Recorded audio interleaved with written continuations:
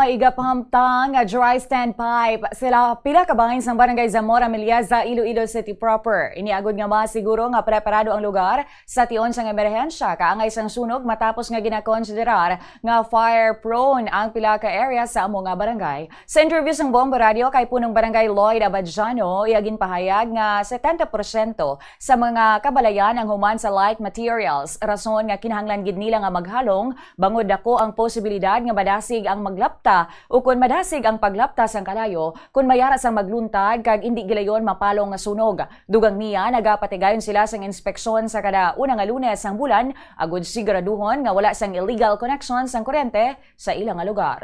Miyara kami sa manog takod ang among dry standpipe. Ang na-identify nga mga zona which is muna ang mga prior phone. So muna ang unahon anay butang sa dry standpipe. Usually sir ang mga panimalay diri sa barangay namon hindi man tanan pero mga almost 70% is made with the light materials